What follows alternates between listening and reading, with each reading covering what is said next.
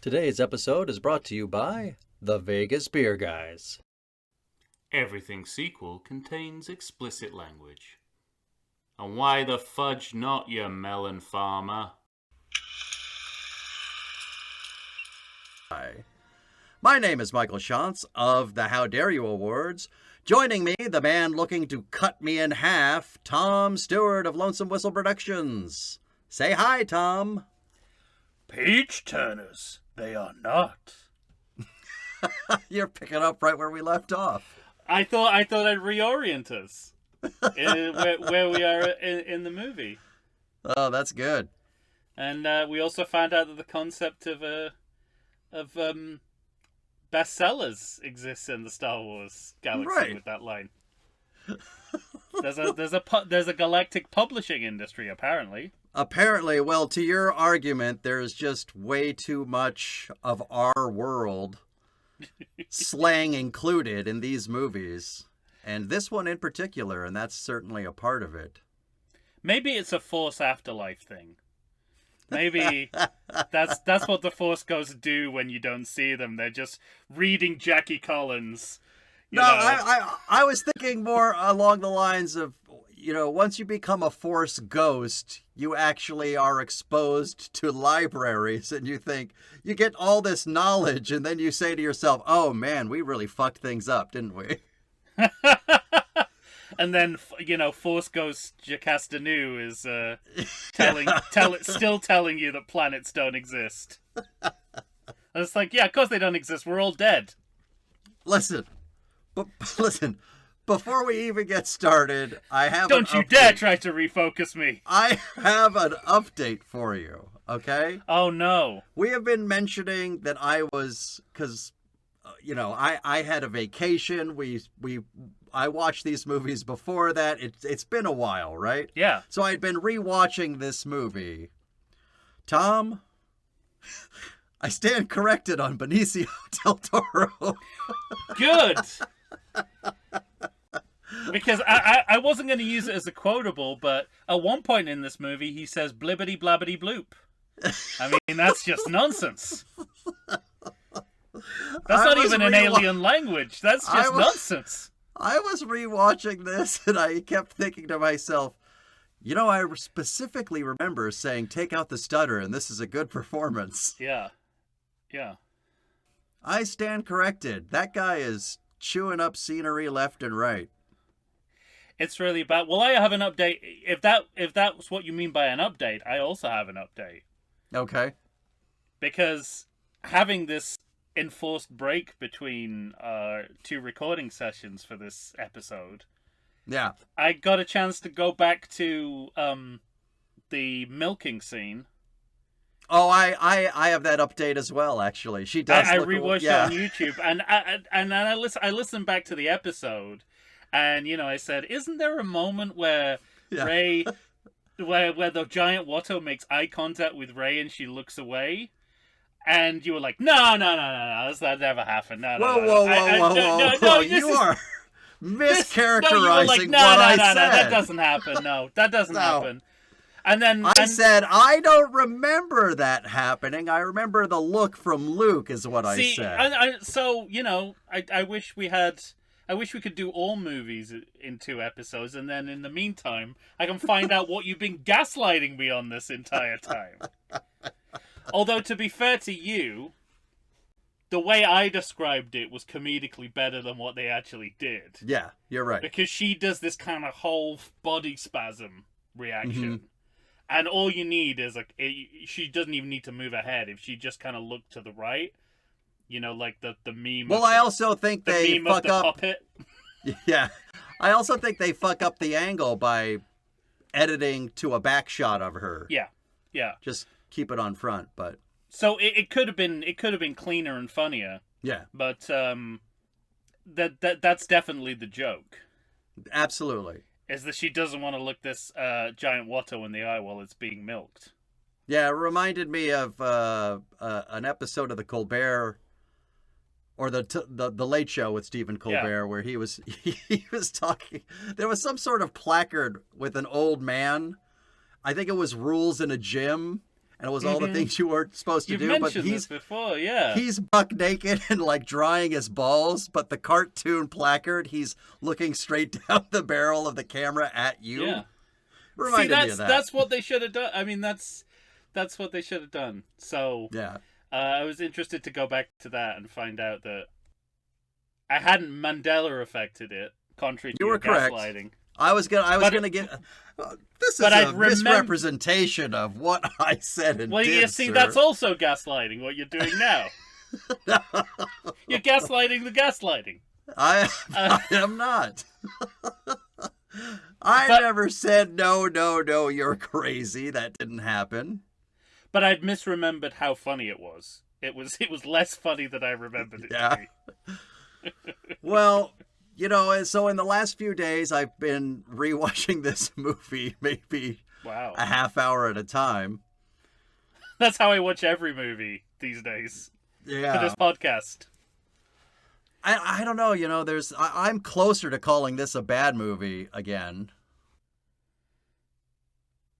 But I just remembered that I was the one who said this was a bad movie and you said it was good. Yeah. Because yeah. that isn't immediately obvious from our discussion of the movie. Because a lot of the time I'm defending parts of the movie that you're skeptical about. And I guess vice versa, but I haven't really heard what parts of the movie you're using to call this a good movie yet, really. Interestingly, I'm going to be defending more of this movie in the second half. Okay, well there you go. It's a perfect two-parter then, isn't it? Yeah, there's more. You know, there are still weak things within it, of course, but sure. There are. I'd forgotten that it ends on Canto Bite. Yeah, right. That's a perpetual surprise to me that they decided to go back to that well at the very end of the movie. But yes, I have lots to say about that. Broom Boy, yeah. Yeah, Broom Boy. Broom Boy is a road less traveled in this series. When you have the perfect ending to your movie, Millennium Falcon, like going to light speed, just fucking end your movie. The movie's over. They refused to end it on that classic one-shot, which is a classic one-shot for a reason. Right, It's a great way to end a movie, and yet neither J.J. Abrams or Rian Johnson has taken the note that the reason they put this at the end of all the Star Wars movies is because it's it fucking works. Perfect way to end a Star Wars movie. But no, they got to put their quote-unquote stamp on it. Spin. Anyway, we'll get there. Yes, indeed. All right. Well, when we last left you, listeners, we were about to see Yoda. Yeah, that's my next note is Puppet Force Ghost Yoda. My note says Puppet Force Ghost Yoda appears to infantilize Luke. Yeah. Yeah, I guess that's well. I mean, there's a lot there's a lot going on here. I remember when I first saw this movie, my first reaction was, I can't process all of this at once. Like there's a lot to dig into here. And first of all, is the reverse uncanny valley of it. Like, we're now so used to CGI Yoda in modern Star Wars continuity that it actually seems weird when he's a puppet. Right. Because the last time we saw him as a puppet was in the 99 cinema release of Phantom Menace. And it's weird, right? That they have didn't different look anything things. like this. Yeah, right. So there's all kinds of reverse uncanny valley effects going on with One of them in my mind is this idea of trying to get Yoda back to Empire type Yoda. But only Empire Yoda before the but he's in the giggly Columbo phase. That's what I was going to say. Before he reveals himself to be a wise old Jedi. It's that digging shit around and fighting with R2-D2 Yoda.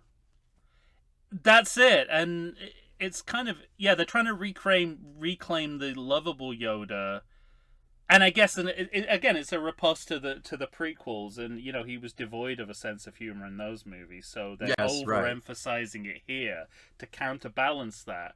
But it's just it's just as much of a misrepresentation of the character, just in Right. a different way, just at a different extreme.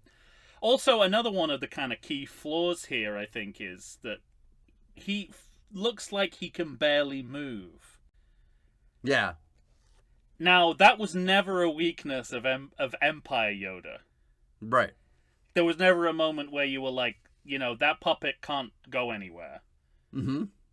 They masked Yeah, he that looks so real well. stuck to the ground or the rocks or wherever he is. And I don't really understand that. I mean, that's got to be the puppetry is less skillful here than it was with Franco. It's not Franco's puppeteering, I assume. It's just he's just doing the voice at this point, right? Oh, at this point? Yeah. Yeah, probably. I thought you meant before. I was going to say no. Because I actually think that makes a difference. Oh, I know. I do too. Like, the coherence of it isn't there. It looks like the puppet is planted wherever they put it on screen, and it can't go anywhere except to move its little feet up and down, which you can do with any soft toy, should you want to. Sure. So it never felt that way in the original trilogy. So again, there's a reverse uncanny valley there, isn't there? Of Agreed. Your expectations is it should be able to move more because we're used to CGI Yoda, and now it's and moving for some less. reason it's moving less, right? And yet, original recipe puppet Yoda had no problem looking like he could move around. So I feel like, it's always a bad idea to try and recreate anything from the creature workshop of Star Wars history. Yeah, right. I mean, they got burnt badly with Phantom Menace Yoda.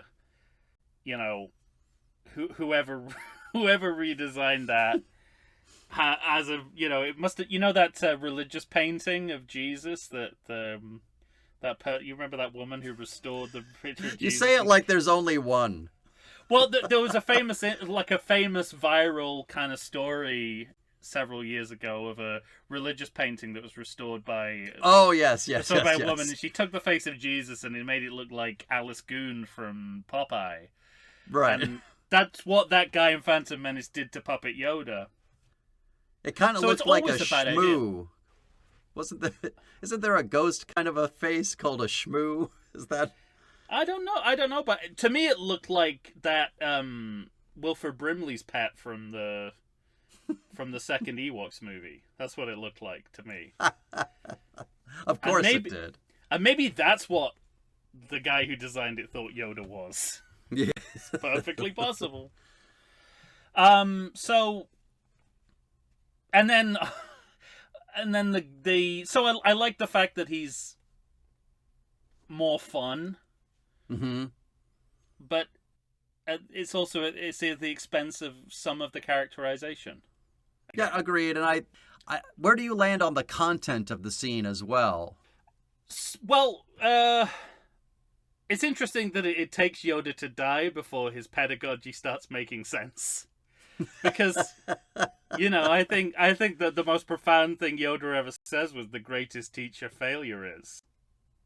Yeah, I agree. It's interesting when I watched that scene, I thought, oh, that Yoda's actually making sense right now. That's very good. But you never had a sense that was anything any Jedi had ever said at any time or point before in this particular galaxy. I mean, I don't know if this is like forced ghost dementia or whatever, but, I can sort of accept that he's become more like the Yoda he was pretending to be when we first saw him in Empire, because he's mellowed out to the point where that's that aspect of his personality has kind of come to the fore. Mm-hmm. But that's already leaning into headcanon. Sure. So it's kind of it feels off, but in a very different way from the prequels. Yeah. But in some senses, no less disingenuous. Yeah, I don't know. I also think about the books, the sacred texts, and how important they seem to Luke. And it feels like they just, again, in this particular movie, it feels like they're trying to get to the cheap joke Well, of page turners, are they? And I just wonder that, hmm. would these things be important to a Force Ghost Jedi? Would they not? If he has an overall point to be made, I mean, I think he's linking it to the failure aspect. But there's got to be something important in these Jedi texts, right? These secret texts. I mean, they've been fucking lugging them around all over the place. Well, I have kind of questions about this. Like, were JJ and Ryan on the same page about what they wanted to do with the Jedi texts? Because yeah, this is classic Ryan Johnson. Burn it down. Yeah, right. Establish mythology. Burn it down. But Also, what's going on with the fire and everything? I thought Luke did put the texts in there. Were they not really burning? What's going on? Because Rey has them later at the end of this movie. She took him before he could burn them, or before Yoda could burn them, I guess. Oh, okay. I thought there was some sort of establishing shot of him putting them in there. We'll have to go back and check. You have to go back. More, no, I think homework. I think we only find out that she's got them at the end of the movie when she opens that drawer. Somebody else opens that drawer. Yeah. Oh, someone. Okay. Well, and so I don't know how much. This is where I really can't tell who's in control, because is this Ryan doing a favor for JJ for the next movie? Mm-hmm. Or were they both on the same page about, let's make it look like, let's do a Reichstag fire and let's make it look like it was a real fire, but yeah, right. We kind of walk it back at the end, and if scenario A where they're not talking to each other and JJ's just like, okay, I'm gonna insert a shot of these books, yeah, right, so everyone knows that they're safe. Ryan didn't burn them down. That might be Ryan's biggest fuck you of all. Like, I've just created this mythology and now I'm gonna burn it down. Yeah, right. Good luck making a movie after this, JJ. So I don't know what the interplay is, but it's more confusing than it needs to be. Yeah, right. And the other thing to mention about this scene is the ghost cane. Mm-hmm. Because, I mean, you're right in the sense they're probably, again, just going for the cheap gag of hitting him on the head with his cane. Sure. Unexpectedly, because he's a ghost. Right. But, in some senses, this explains how Obi-Wan Kenobi is able to sit down on a rock as a ghost. Yeah. And in a sense, it sets up what will happen at the end of the movie with Luke's Force projection, because we have to entertain the notion that Force ghosts can enter the material world. Right. Or that whole gambit doesn't really hold together. I mean, it doesn't anyway, but it holds together less I well. noticed in this viewing that when he Force projects and he first walks in, he sits next to Leia, and the box he sits on moves when he sits down. Right, yes. So...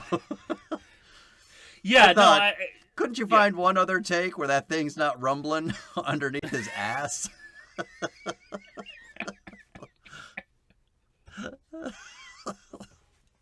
Yeah. So I can see, like, feels like that's planted there to kind of answer some classic questions about Force Ghosts and also use that as a springboard to the kind of the fake out at the end of the movie. Mm-hmm. So, all right. Yeah, I mean, overall, I don't think it's. I mean, there is the only thing I'll say is, aside from the thing I mainly like about it is the content of his pedagogy. Mm-hmm. Even though that doesn't feel very authentic to Yoda. The other thing I like about it is just these two together. Like, sure, yeah. There is something like Yoda was kind of created just to be in scenes with Luke. And when you watch this, you can see why. Like, there's something about the blend of these two characters and their relationship and their dynamic that is really interesting. The idea that no matter how much of a Jedi Master Luke is or becomes, he's always going to have Yoda looking over his shoulder telling him he's a piece of shit. Well, yes, exactly. But I guess this goes back to our previous argument in the last episode where we talked at length about Luke kind of being a teenage crybaby at the beginning of this movie, and I kind of wish I had said I wish he was more of a sage, wise old Jedi. I wish more of that was present in the beginning of this movie instead of the end of the movie, so that when you have this moment that you're talking about, it has more impact and more meaning where, Yoda says, I don't care how long you've been around, you're still the dumb kid in my, between us and our relationship. That would have had more impact for me if... Except I don't really think that's the point that Ryan is... That's maybe the point he should have been making, but I think the point he's making is that it's all subterfuge, it's all bullshit. Mm-hmm. Maybe Yoda is more the guy he pretended to be at the beginning of Empire than he is the wise Jedi Master. Just as Luke pretending to be this kind of, this mysterious hermit is just as much an act as that. Well, I like the idea of you're liking my ideas, so perhaps I should write a treatment. But will it become famous in the way that my treatment became? I agree. Famous between the two of us, of course, which I believe is the definition of fame when only two people know about it. Yes. And one of them wrote it. He's infamous. Well, my next note is that Poe freaks out and he gets kicked out, but then everybody's miraculously arriving at the same time. Rey is showing up. Yeah. Finn's coming back with Rose. Also, there's a moment between Rey and Chewie where she tells him, give this message to Finn, and he kind of grunts non-committally, and I would love it if there was like a linguistic misunderstanding that ended up with Finn thinking that Rey had proposed to him or something just because of the way that Chewie mistranslated it. So that way, if Chewie had ever seen Finn first, Finn would be going, "Oh my God!" And then she separates the rocks at the end and says, "Hello, friend." It's like, fuck, the friend Chewie! zone. He's like, "What? I don't know how to conjugate. I'm a Wookiee. What do you want from me?" You stupid walking carpet. And then he rips his arms off. Post-toxic masculinity again coming to the fore. Very much so. It's interesting, like the whole mutiny storyline quadrant. It almost seems designed to kill time. Like we just need a storyline. Anything can happen in it as long as it keeps the plate spinning narratively. Yeah. As long as it keeps them in the air, right? As long as it keeps them in space until we need them to meet up with the rest of the storylines. Just so Ryan Johnson knows, this movie didn't have to be 2 hours and 40-something minutes. No, it really didn't. And, I've been thinking about this, and I don't know if I should save it till later, but I think I dislike the mutiny storyline even more than I dislike the Space Monte Carlo storyline. Well, they also seem kind of connected. Because they do. The Space Monte Carlo is a byproduct of the mutiny. I'll save it because there's a particular reason why, and it's to do with what you can forget about Space Monte Carlo, and what you have to remember about the mutiny storyline. Okay. I think they play differently as storylines, but we'll get there. Absolutely. I gotta ask you about this. I feel like you or I could go either way on this. Space Iron. Space what? Space Iron. Space ironing board. You know that where the kind of the tricksy optical illusion shot where it looks like it's a ship. And it turns out to be just an ironing board, like a mechanical iron. I don't remember this. It's pretty blatant. There's like an insert shot. It looks like an establishing shot of a ship leaving space dock. And then they zoom in and you realize it's just an ironing board. They're just like an iron and an ironing board pressing the First Order's uniforms. Fuck, I don't remember that at all. Okay, well, there you go, yeah. Well, on your next rewatch... Yeah, I'm going to have to go back again. Before we do our truncated part 3, which is just discussing this one shot. Yeah.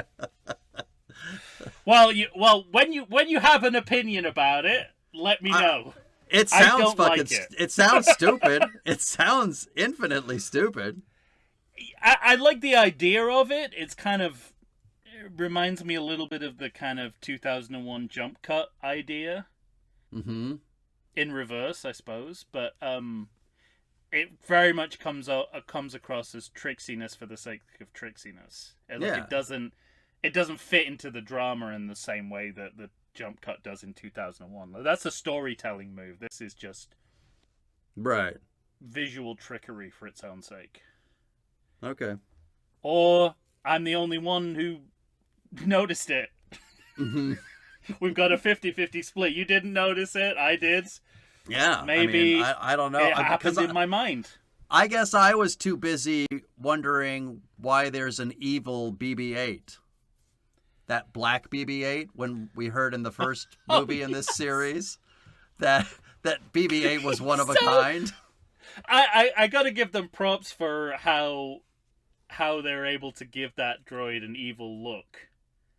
Yeah. You know when he looks around the corner? He does kind of roll around, and it almost looks like his eyebrow goes up exactly. when he sees BB-8. I gotta say, these droids have got way more personality than the human actors. I know. And also, you get BB-8 pretending he is a mouse droid. Mm-hmm. By putting, like, a bucket on his head. Yeah, right. Or his head, you know what I mean? His body. And then making that, that noise that those droids made 30 years ago that they apparently still make. That's big for you. You're like, it's 30 years later. Of course, those droids have to make new noises. Yeah. Well, I think so. For 30 years, people oh.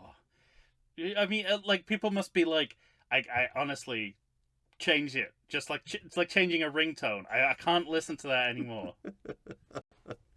You make it sound like starting the engine of a Toyota Corolla from 2000 sounds much different than it does today. That's a false analogy. You're gaslighting me. This is why we need to do episodes in 2 parts, so I can go away and prove that you're gaslighting me. No, I like it. I think it's funny, and I remember I laughed in the theater because it was so ridiculous. Him just putting the bucket on and making that noise. But it doesn't make sense within the ongoing fictional universe of Star Wars. But at this point, it's just too tiring to point out all the times that happens. So exhaustion wins the day. Okay. And I go, fine, it's funny. Let's move on.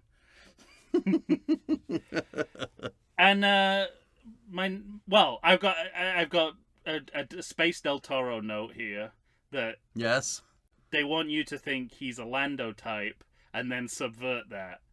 So it's a characterization that disappoints everyone. Because we don't get a Lando surrogate, and at this point we don't know that Lando's even going to be in any of these movies. Yeah, right.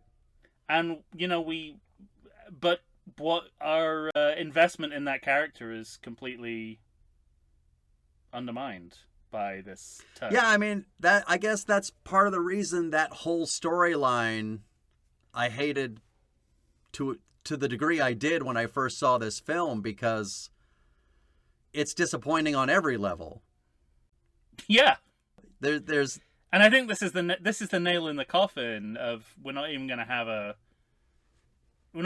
like a Lando style redemption arc, which is just this slow kind of, we're kind of watching which way he's going to go.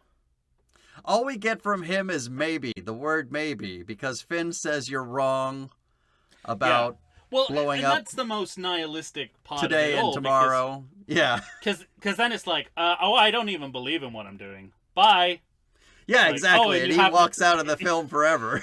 Yeah, it's like if you had a belief system, that'd be different. But he doesn't. He literally doesn't. He could go either way on any other given day.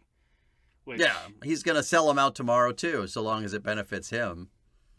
I'm having something that has made watching and talking about these movies worse is what I'm watching concurrently while I watch these movies, which is that I've started rewatching first time watching, basically as part of my inheritance package from my grandparents. Bear in mind, this isn't the only thing they left me. I'm not asking for sympathy here. Even if it was, it'd be kind of good. The complete series of the Rockford Files on DVD. Oh, nice. So I'm working my way through. I'm into about season 3 now, and the character-led storytelling is so masterful from minute one in the pilot. And it makes it look so easy. So I get really frustrated when these basics of storytelling are forgotten. Can't be achieved. Yeah. Because it's literally like you set out the goalposts to the characters, right? What they're capable of on either end of the spectrum. And then if they ever go outside those goalposts on either end, that then has to be addressed in the episode. Right. Then, if for some reason Rockford gets involved in an open police case, we know for a fact that he doesn't get involved in open police cases. So why is he making an exception? That becomes what the story is. Because it's impossible to tell you the story you're trying to tell without the character who is leading the story telling it. Sure. And you could choose any character in these movies, and their goalposts are never defined. Yeah, they're always either not there or moving around. And any sense we get of their, what their boundaries are, is if ever it seems like they're acting out of character, whatever that means for these movies in which the characters are not defined, it's never addressed. Right. And a bit of a digression there, but it's doubly irritating because it's very possible. Yeah, right. Right. It's achievable. It's kind of achievable, and it's achievable, and you could do it in 2 hours. Yeah, and some of these people writing these shows, like obviously some of them are geniuses like David Chase and Stephen J. Cannell, but others are just fucking staff writers who just know their trade well enough to be able to do it. Yeah, and I don't understand why we can't have this equivalent of it's writers lost. Who are just like, yeah, but shouldn't we set some boundaries as to what Finn is and what, Do you think it's what we've talked about before in the past, the sort of homogenizing of the way movies are made today? Like, it just gets lost in the shuffle because things are watered down to an extent? I don't know, because as I to drag this back to Star Wars. Yes. Yes. Which is not a phrase I bet the listener was expecting to. The problem is we spend too much time on Star Wars, not enough. Because not to date the recording of this episode, but today in Star Wars news, The Acolyte was cancelled. Yeah, I heard that, or read that rather. And I haven't seen it, but I've read reviews and I've listened to some of the kind of podcast coverage of it. And it seems to me that what The Acolyte offered that other Star Wars TV series and movies hadn't was a coherent middle, beginning, and an end storyline. Through line? Yeah. So if that's cancelable behavior, then it kind of explains why no one wants to do it. That's interesting. Like, it's seen as risky and dangerous when it's exactly the opposite of that. It's actually giving your project a backbone that it doesn't otherwise have. Mm-hmm. I'm sure there are other reasons why The Acolyte was cancelled, but like every review, every piece of coverage said no. There's there's a traditional murder mystery, A to Z storytelling. That sounds good. Yeah, I think there are other problems with it, but the idea that you'd cancel that and then somehow Ahsoka can just go on and on. You know, it's right. makes no sense to me. But I digress, and you join me Eventually. in the digression. But then to just turn the negativity on its head, another great C-3PO movement. In fact, the only thing I like about this mutiny storyline is when C-3PO refuses to take part in the mutiny due to protocol issues. Like that.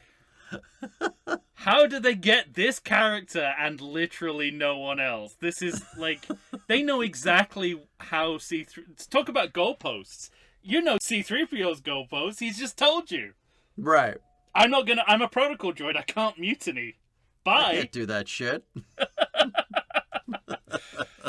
I just thought it was a wonder. I remember laughing at the time, like, good on you, Star Wars, for remembering he's a protocol droid, because it's not guaranteed that everyone who writes Star Wars remembers that at any given moment. Oh shit. And then, all right, where are we? Everybody's on the ship, right? Like Rey is in the elevator with Kylo, and they go see Snoke. Finn and Rose are getting caught, I think. Yeah, Finn's old boss returns from the dead. Mm-hmm. I suppose we never established what happened to her beyond trash compactor. But on the other hand, so what? Yeah, she's going to fall into a fiery pit soon, so we're okay. Yeah, I think the only way that works is if she just kind of keeps coming back Jason Voorhees style in every movie. Yeah, that'd be great. I think this is the kind of storyline you have to do at least 3 times for it to make sense. If you do it 2 out of 3, it feels very uneven.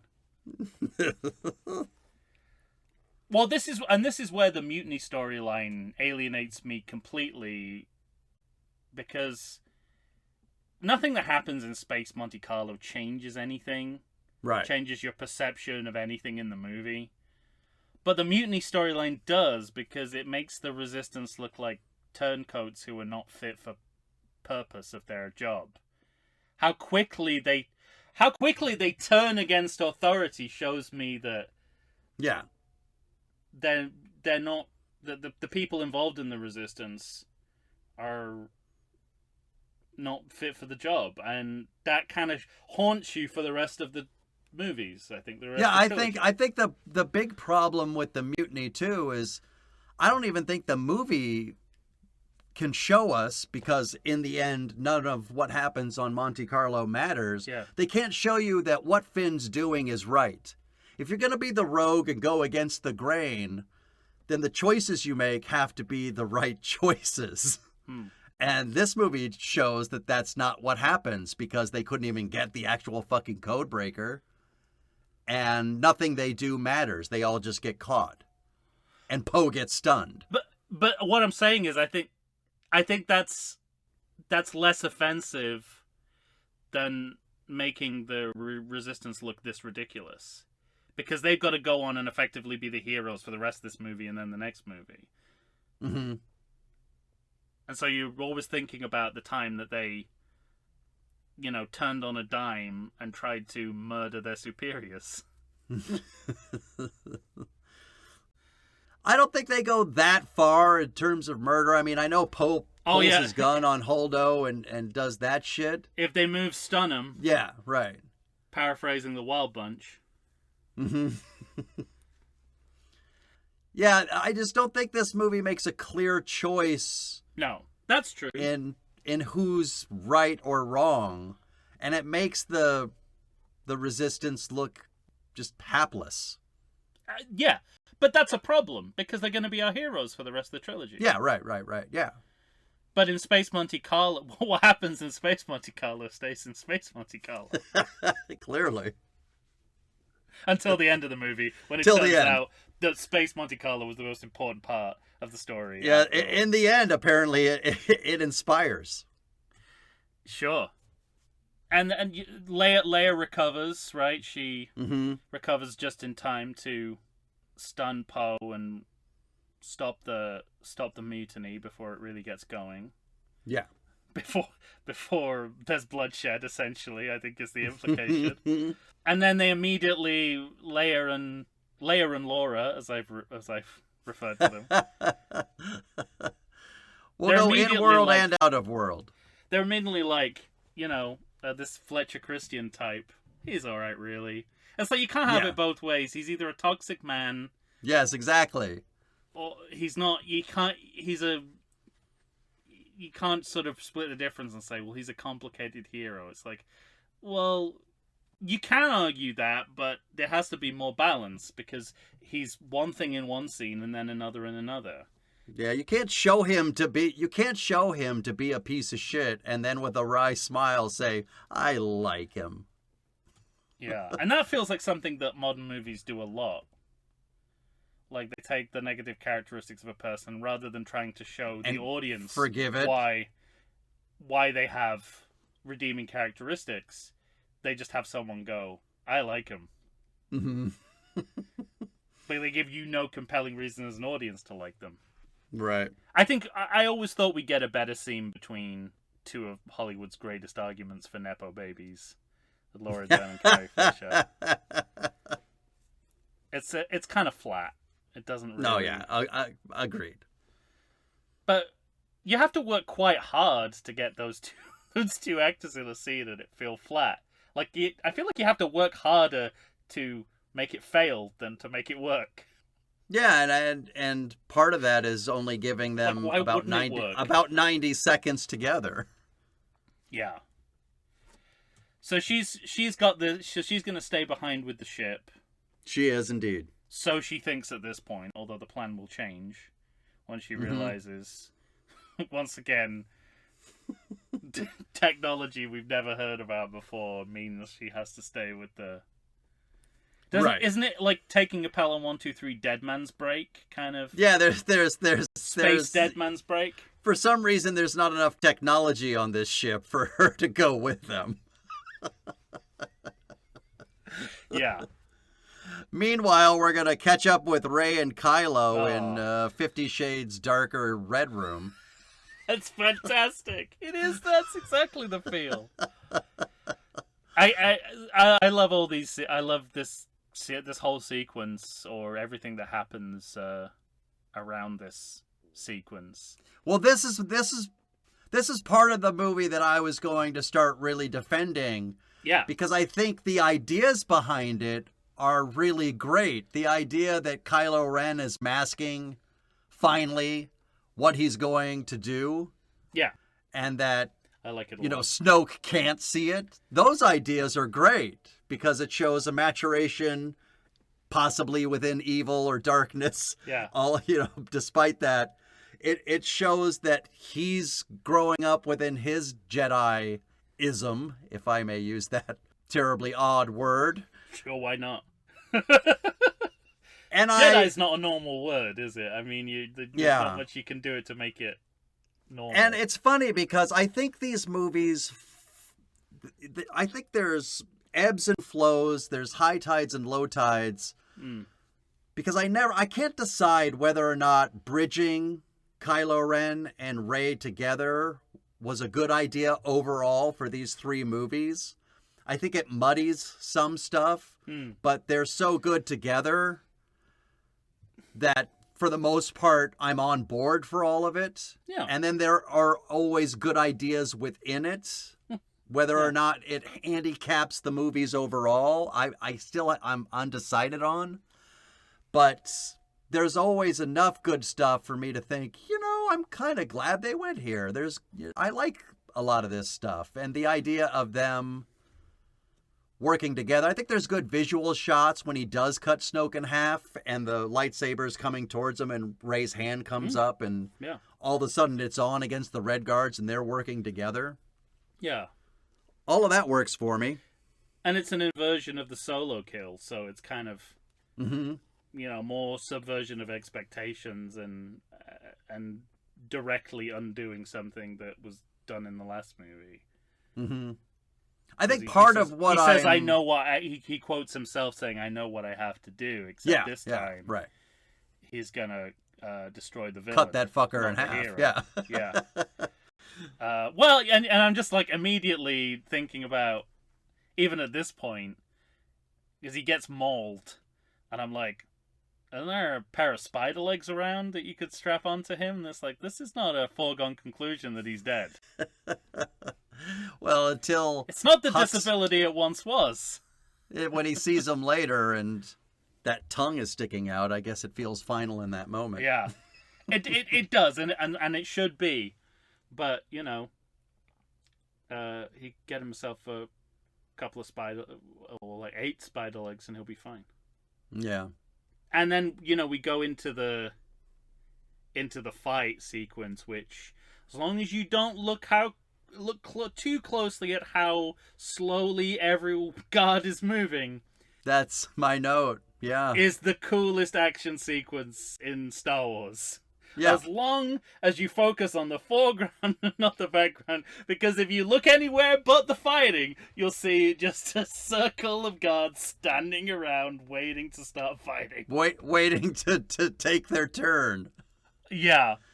And then I noticed, you know, because when Rey starts burning the curtains that we didn't know were curtains until they start burning, and then the room turns to ash so around them, good. and I keep thinking, oh man, I would have liked to seen that room all along. But Yeah. I think part of it is that they're masking how slow the fight scene actually is on film by putting fire in the background and ash and Yeah.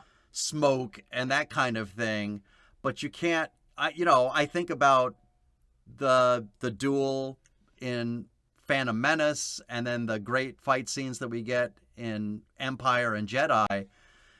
And the content of this one should be so cool, but you're seeing that they're not working at a level that those other actors worked at in those other movies, and it dissipates the fun for me a little bit. Okay. I really responded to it then and now. I think as much of it is kind of martial arts movie convention. Because if you rewatch those old martial arts movies, there's a lot of standing around waiting to join the fight. Yeah, of course, but I mean, you should be able to find a way to. Yeah, I think you should be able to hide it better because so much of this is so cool to look at, and they're working together, and the aspects of that. Some of it is laser whip. The laser whip. I like the last. So good. When she throws her lightsaber to him and he gets him, that's great, yeah. catches it and puts it in the head. I mean, that's, it's all fucking great stuff. I don't know. This is one of those moments I said in the last episode that I felt like the directing was uneven. Yeah. And this was one of those moments where I thought he could have done better for the sake of his actors. It might be that it's uneven, or it might be that he's kind of getting in his own way in terms of the feel he wants for the scene, because it's very operatic. Like, it feels very like a kind of like a opera stage production. And I wonder whether like too much of that has kind of lent to that staginess that detracts from the sequence cinematically.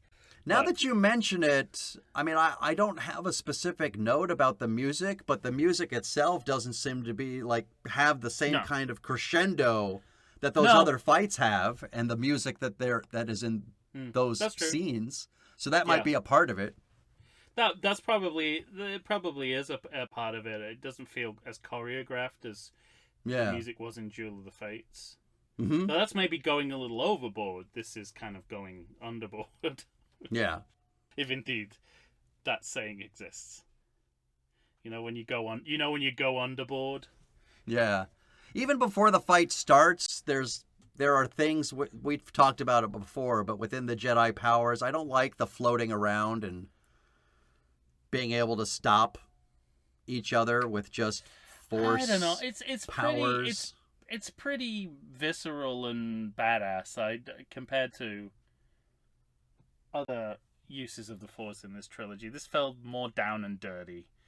Okay. Like, they actually have to perform as fighters rather than just, teleport in a bazooka or something and blow everyone. No, I mean more beforehand with Snoke moving Rey around, that shit. Oh, yeah, true, yeah. And there's also, I mean, it's fairly Three Stooges, the whole making the lightsaber kind of travel in the area. I mean, I really like it, and I like and I like Snoke, and I'm in two minds as to whether this was the right time to kill him off. But in terms of in terms of the dramatic effect it has on the audience, I think it was almost worth it. Yeah, I think I agree with that. Because it's a genuine surprise. Like, you don't see it coming. But part of the reason you don't see it coming is it's exactly the wrong time in the trilogy to kill him off. And it proved to be, because, I'm sympathetic to the argument that although J.J. Abrams shouldn't have resurrected Emperor Palpatine, he was still in a little bit of a bind because he had to come up with a one-movie villain. He had to come up with somebody that, because we don't have Snoke. Yeah. So... But also, killing him here doesn't make a lot of narrative sense, but in terms of a dramatic spectacle, it's almost kind of worth it, because that moment in a movie theater full of people who don't know what's going to happen is transcendent and magic. So I lay down on the side of at the end of the day, I think I thought it was a good idea, and a lot of that has to do with the dialogue surrounding that moment, like I referenced earlier, with Snoke in his vanity talking about everything he knows and everything he can see within Kylo Ren. Yeah. And Kylo Ren masking what he's actually going to do. Mm-hmm. And then, of course, the end of this movie, I mean, the scene that follows right after this is him fucking around with Hux and like, I'm the supreme leader now, motherfucker, that kind of idea. Yeah.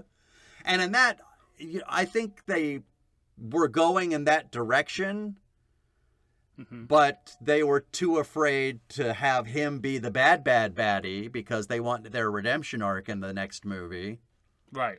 Yes, exactly. And so you have to bring in the Emperor.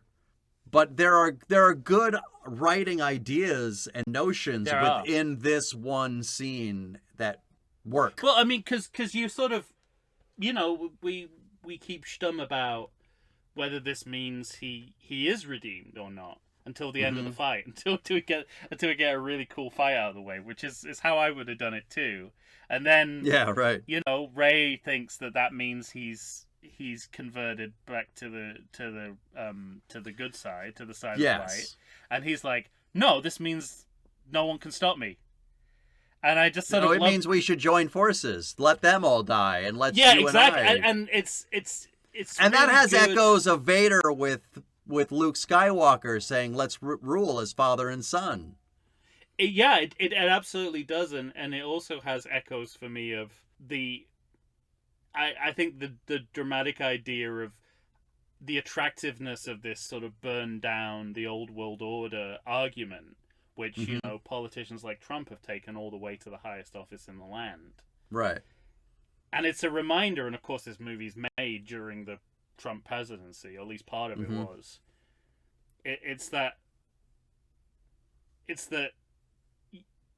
That is a very attractive notion, but whatever replaces the old order will be far worse and far more malevolent. And I think Kylo Ren is the representation of that. I mean, he's like, in this moment, he is sort of the alt-right. He's sort of like, it's like, we came from libertarianism, but what we really want is fascism. Mm-hmm. And so it's such a powerful moment when he turns around and says, no, this is the chance to actually have a revolution. Right. And it keys into everything that Luke's saying, because he and Luke are basically ideologically on the same page for the majority of the movie. And I find that fascinating. Yeah. They both want the old order to die for different reasons. In different ways, or for different reasons, yeah. And one is the kind of doppelganger of the other, because Luke's doing it for altruistic purposes, he says. But as far as he's concerned, he hopes. Whereas Kylo Ren is using it as a power grab, and that's that's what happens when there's a power vacuum in politics. You have you have people who want to do tremendous amount of good by ripping down the old order, and then there's people who want to do it because they see it as an opportunity to swoop in and seize absolute power. So it reads to me in all those different ways. But you're right. It's the best kind of political allegory because it works within the fictional world of Star Wars as well, and what we know about Right. the Sith and the Jedi, and doesn't contradict any of that. So I think it's really it's a genuinely complicated story told very well in this moment. Yeah, I agree. And the parent reveal too, I think is it's like Ryan Johnson just like going to race. See this mystery box? Nothing in there. You've lost your game of Deal or No Deal. There's no money inside the suitcase. The only box left is 1 cent. But I think there's that great moment in The Wire where one of the police captains tries to become commissioner. I think it's Rolls who tries to become commissioner in one of the seasons, and he's like blocked at the last minute, and then the guy he's trying to usurp says, "You made your move too early." And that's how I feel about this. That's how I feel about this. It's like this is great. Like, this is great. I love this story turn. There's no mystery to solve, right? They left you. They abandoned you. They were nobodies. Mm-hmm. That's actually great. But they made the move too early, and then of course, J.J. Abrams has got a whole movie to fucking unravel this to say, no, I'll reinsert my mystery box and put something in it. Yeah, exactly. Literally, it's like Kylo Ren's mask. He picks it up and reassembles it. Yes, welds it back together, and then sticks in Ian McDiarmid. You don't take away my fucking mystery box. I'm J.J. Abrams, motherfucker. Now I have a mental image of like opening a box and there's just Ian McDiarmid inside going like that, and you close it really quickly. That's too good. All right, why don't we take a break and then we'll come back and Sure. we'll talk the Holdo maneuver. I'm sure we've been talking for several hours, so probably time to take a break. Yes. I'm sure it's been 5 minutes in your mind. In reality, it's been much longer. Yeah. I live in dream time. I like to think I know something about beer, but nowadays even I get overwhelmed when confronted by the exhaustive selection of craft beers they have at bars, breweries, and even grocery stores. Back in the day you had one, maybe 2 craft beers to choose from, and if you were confused, you ordered a Guinness. But in beerstinations like San Diego, the craft beer options lately are in double, sometimes even triple digits. So what's a beer drinker to do? You need what I need, the Vegas Beer Guys. Your beer of choice should be a perfect blend of malt and hops. And so a live show about beer needs that same balance. And the Vegas Beer Guys matches beer expert Dan Aker with self-proclaimed beer novice Stephen J. Weiss. The results are eminently drinkable. They're on Facebook, they're on Instagram, they'll try new beers, they'll tell you about beer. Think of them as your beer Sherpas guiding you up a foamy-headed mountain to reach the peak of your pint. God, I need a beer.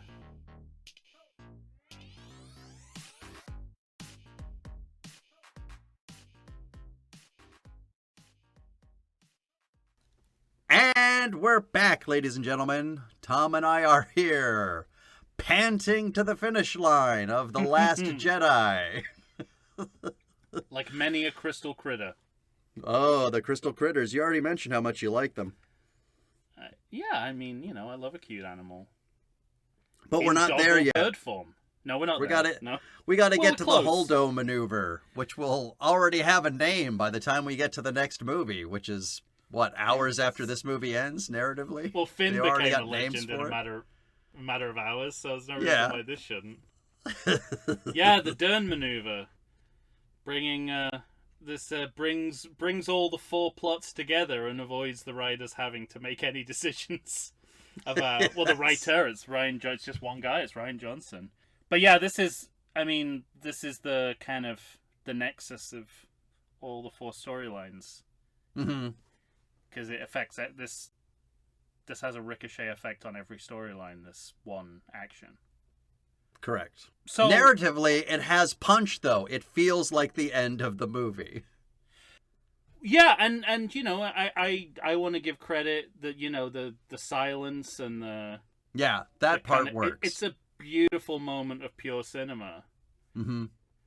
You know, it less and less these days. I think when you go to the theater, you see movie making that's designed to be seen in conjunction with the rest of the audience and experienced together for maximum impact. And this movie has one or two of those moments. Mm-hmm. And it's transcendent. You know, it's Yeah. just pure cinema to the point where, you know, it was too avant-garde for a lot of blockbuster moviegoers. People thought the sound had dropped out of the movie, and you know, it's like nothing's changed since the finale of The Sopranos, where everyone thought their TVs had broken. Yeah. You know. What? That's the ending? Huh? Yeah, HBO. I just saw a black screen instead of a coherent ending to the series. The end of The Sopranos asked me to think, and I didn't want to do that. Going to it was, I think it was J.J. Abrams. Who was the other guy who was involved in Lost? Who's the other figurehead of that? The Leftovers. Ooh. Oh, starts with an L, I want to say. Yeah. The other guy Leading who off, worked on leading off, something like that. Damon Lindelof. Lindelof. There we go. Between us, we did it. Between us, we have what amounts to one memory. We have almost one full brain. But I was reading an article where he was talking about seeing the Sopranos finale, which I believe was the same year as the Lost finale, but the Sopranos was first. Mm. And he watched it and he was like, "Oh my god, this is just amazing! This is like game changing." And he talked to lots of people he knew, and they were like, "That sucked. That was the worst TV ending ever." And you know, he went away and was like, "Oh shit, we're in trouble," because they'd already written the Lost finale by that point. And he was like, "If they don't buy into that, there's We're no fucked. chance they're gonna buy into this." Did they change it? No. Okay. Clearly not.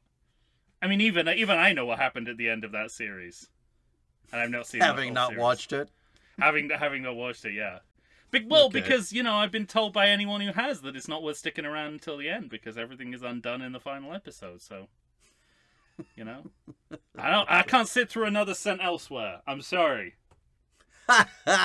I still refuse to believe it was a special No needs snow boys, globes, thank you. special needs boys slow globe that I've been watching for 7 years. Well, I think we both can agree, even though they go on to make another series, that Justified got the ending of a series, right? And the beginning. Oh, yeah. But the first and last scene of that. And in between. And in between was damn good too, but the first and last scene of Justified is as good as it gets. Oh, so good. So good. All right, back to the topic at hand, a Star Wars Back to movie. less good storytelling. So, you know, obviously a level of spectacle and I guess audience disruption. I think it's a great moment. Yeah. I also like that, you know, we go extremely avant-garde and then Johnson at least has the good sense to immediately go back into Flash Gordon pew-pews. Like, as soon as we're out of this kind of, you know, avant-garde art cinema moment, we're back into space opera territory. We're into fiery backgrounds and fights with Finn and Rose. And that's the two sides of Star Wars, isn't it? There's the kind of Kubrickian art movie side of it, and then there's the matinee serial side of it. And Lucas was influenced by both equally. You know, and he'd just come from THX 1138, which is Sure. very much in the vein of a 2001 style movie. Mm-hmm. And he keeps claiming he wants to make art movies. I don't think any of them have ever seen the light of day, but haven't seen any. Wasn't he involved in Red Tails? I don't think that counts. no, I don't think that counts either. And Finn has a not cool line. Not at all. Well, This goes to your argument about the... it doesn't work on any level. Yeah. Because, well, and they're quoting the guy who traps them on the bunker on Endor, for one. So, Yeah. I don't know at what point that came into sort of rebel folklore. And then the guy came round the corner and said, "You rebel scum." But also, they're not rebels, they're the resistance. He should go, "I mean, resistance scum." We might as well... I mean, this is a hang-up for He's basically you. Jar Jar Binks at this point. We might as well just kind of have him making a lot of linguistic mistakes. Yeah, this is a hang-up for you, but I think the rest of us just accept it that these terms are interchangeable. Yeah, well, they are, because earlier in the movie, Rey says rebel Mm-hmm. when she means resistance. But why bother changing their name? I mean, they're obviously concerned about branding, or we'd still be calling the First Order the Empire Well, I thought you... instead of New Order. yes, Now, right. now I'm gaslighting you. You bastard. No, they're the First Order. He's also got some bigoted, bald language, which I, for one, don't appreciate. What does he say? Doesn't he call her Chrome Dome or something like that? Oh, yeah, you're right. It's hateful. It's hurtful. You think all of that time on Space Monte Carlo would have opened his eyes to those... No, yeah. Those His social eyes that problems. should already be open. I don't think he learned his lesson. It basically, and then it kind of, from this point onwards, all the stories are kind of, now that they're mushed together, they kind of stay mushed for the rest of the movie. Mm-hmm. Because we all go to insert planet name here. See, this is where we need the autocorrect for podcasting. Red that we Salt. were talking about. I'll just call it the Red Salt Planet. The Red Salt Planet. Yeah. I can't remember what the name of the planet is. But it's introduced by a shot of Leia looking out into the middle distance with a scarf across her face. Mm-hmm. And her eyes are all of our eyes as we go into the second hour of the movie with 40 minutes to go. This was the worst time to throw in this shot, because my reaction is the same every time. I was like, I know how you feel, Leia. It's we're not even over the hump yet. I thought this movie was over. Yeah. That's what I remember thinking in the theater. But no. We've got a whole act, essentially, of the movie. We have a whole half of a movie coming up. Yeah, kind of. Mm-hmm. 1.5 acts, at least. And, you know, I hate doing this because she received so much abuse as an actress, which she doesn't deserve. And, you know, that was all bleeding from people. Well, for some people, it was just racism and misogyny. Mm-hmm. The reaction to Rose. Right. But I think there is a genuine kind of contempt that I feel towards the characterization that I feel gets mixed up in the toxicity of, like, the people who are just racist and who are just misogynistic, just want to attack the character on those grounds, which is essentially attacking the actress. Whereas I'm kind of coming to the same place, but I'm not attacking the actress. I don't think she's necessarily doing a bad job. Well, she comes in, she arrives on, she rejoins the resistance, and the first thing she says is this all that's left? I mean, what a Debbie Downer. Why would you want to be around this person? They make her so hard to like. Right. And this is before, this is while they still care about her. They don't even care about her in the next movie. No. You know, people talk about doing Rose dirty in the next movie. I think they're doing her dirty here by giving her this downbeat dialogue.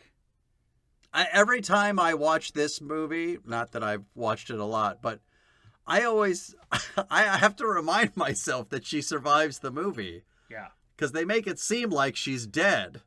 And then the next thing you know, Finn's carrying her into the cave. Take care of this big bucket of guts. Yeah. It's like, in a sense, it's like Ryan Johnson, he's got like a like a whole kind of barn's worth of newly born chicks, and he handed them over to J.J. Abrams, and he's like, gives them, he says, I'll look after them now. And he just, as he leaves, he turns around and goes, you will give them a good home, right? And he's like, yeah. I'll be fine." And he immediately, like, fries them in oil alive.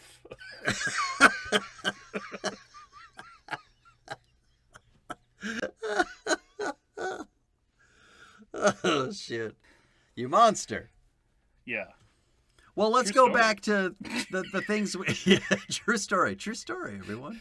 Legally, Some we of the can't things say we- it's a true story, but it is a true story. I can't remember if it was our Force Awakens episode or this episode, but at one point we were talking about terrains of planets. Oh, yeah. And even though this is another hostile kind of desert planet, the look of it, I think, is great with the white with the red underneath and the salt, and it's unique. It's something we haven't seen before. Well, and in that way, have- the terrain of the planet is interesting to me. But it's snow, isn't it? Isn't it supposed to be snow? I know it's salt. But I it don't looks like know if snow. it's snow on top or not, but Well, I mean, I like the trench warfare aspect of it because it reminded me of the trenches like that in too. Hoth. yeah. The warm movie heritage of the series. I think the salt is just stupid. I mean, I don't care one way or the other. I don't. Actually, maybe not the concept of it, but just that moment where the guy kind of runs his tastes it. finger and says, salt. Well, he doesn't say Every salt. time It's he not does a commercial that, for salt. yeah. Salt. Every time he does that, I do think to myself, "What are you doing? You have no idea what that is." Yeah. Don't you- Now I have Jedi powers. Do-do-do-do-do-do-do. It's like an Yeah. airplane when he goes, "Get that finger out of your ear." Yeah. You don't know where that finger's been. And this is where Leia sort of says, I placed a distress call. So don't worry. So don't worry. The galaxy loves powerful women.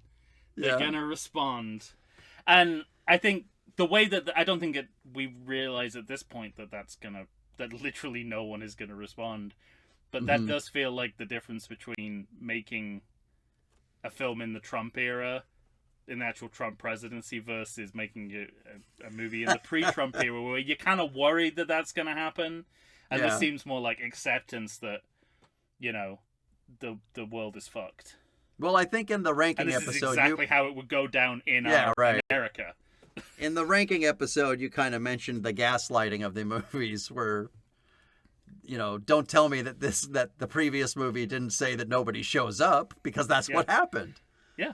No, yeah, But no. they try to cover it with that idea where Leia's sadly looking at the ground and saying, that the flicker of hope is gone. And I suppose they're trying to make the correlation that hope has re-arrived and that just one movie later. Yeah. But it feels weak, right? It's one of those things that feels it feels convenient. I disagree. I think it feels too real for a fantasy movie. Okay. Because I feel like that is how it would go down. But I don't think it necessarily should in a Star Wars movie. Again, I think I like the swing. I like the, what if the distress What if call nobody wasn't shows? answered? Yeah.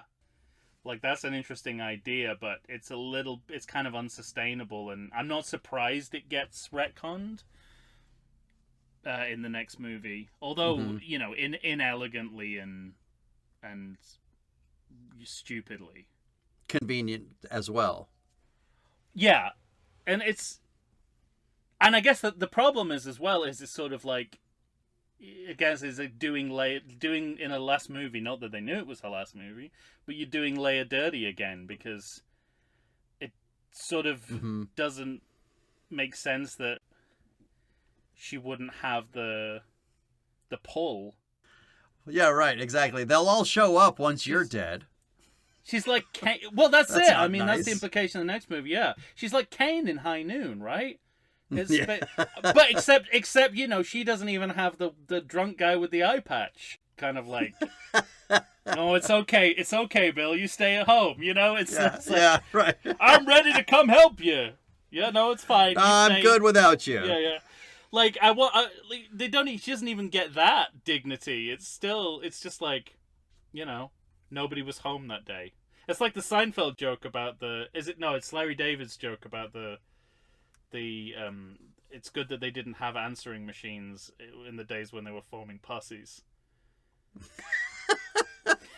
Because everyone message like, oh, I just missed. I came in at 4.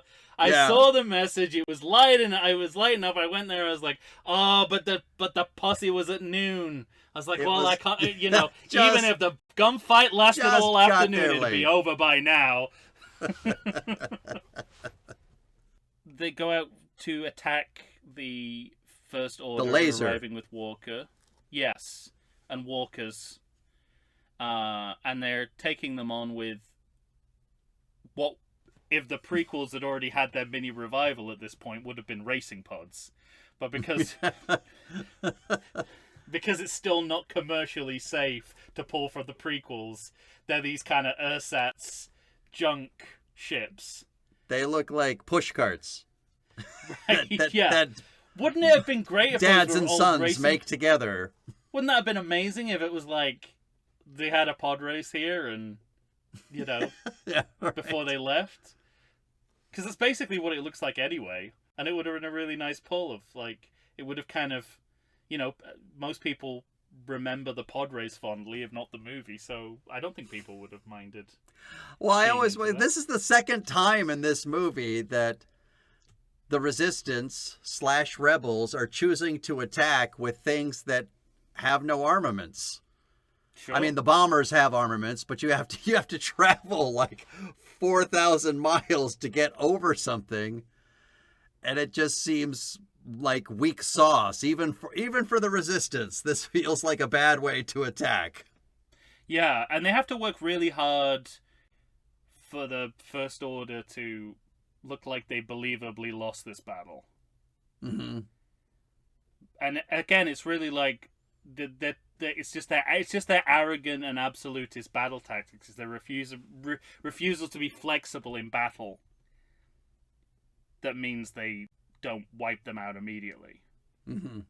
Which is a good way to play it, given how the odds are stacked. Mm-hmm. Give it it's under the leadership of Kylo Ren, they're never going to bend and never going to realize. Right. It's like, we back off and then we just go in and pick them off. So it's about the best character. At least they find a sort of character story reason as to why this very one-sided battle doesn't end immediately. Yes, but on top of it, part of the Falcon only swoops in. The Falcon swoops in, but before that, no, not before that. After that, but what I wanted to say was this was the lesson that Poe needed to learn. That should have been plainly obvious before they got into the buckets and That's my exact note. Before they got into the buckets and start racing towards the baddies. It's easy to see that they're going to pick you off. Why would you even go? Well, it seems like my note is that Poe grows by sending not quite as many people to their deaths, which is really a lesson he should have known before. Any situation where you're sending people to your deaths is too many deaths. Right? Yes, right. That's the first thing they teach you about being a pilot. And then on top of it, this is one of those bad directorial moments just in the idea of how time works. Because if Rose has turned around and gone in the opposite direction for miles, she's not going to catch up to Finn and knock him out of the way. Sure. Those things don't go fast enough for her to do that. And also, like, if you think Finn is a forced hero, you haven't met Rose yet with her second-hand heroism. Yes. And last-ditch effort to be the one who saves the day by sacrificing themselves. Mm-mm. And then the kiss, and I always feel like they should have someone on staff who was around for the original trilogy just to warn people who write Star Wars movies not to put kisses in. It's like, let me tell you about what happened during Empire Strikes Back. We had two people kiss who later turned out to be brother and sister, And it fucked everything up. It fucked everything up. So even though this might seem innocuous and like the right thing to do in the moment, don't have them kiss, because you will be walking this back until the very end of this trilogy and beyond. And that's exactly what happened. Yeah, and on top of that, they're doing Finn dirty because they can't decide what's going on with this character. He seems clearly in love with Rey. Yeah. But they can never go down that avenue because she's off fucking around with Kylo Ren. And so they give him this avenue, not that it goes anywhere in the rest of this movie or the next movie. Not at all. Purposefully so. Yeah. This is almost the first thing walk back, I think, when we get to the next movie. Yeah. And then Luke is our wafer thin hero. Wafer thin. Wafer thin. And I bet you love how they keep trying to make the dice happen. Fucking goddamn that dice. It doesn't help that the So dice upsetting. doesn't exist within the physical world. I think that's like that's the real kicker of that whole sequence, is that the dice isn't actually even there. So I don't understand this, because he gives the dice to Leia, and then they leave the cave and she just leaves them on the fucking ground like it doesn't matter at all. And then Kylo Ren picks it up and it just disappears in his hand. What is the deal with this dice? Is it magician's dice?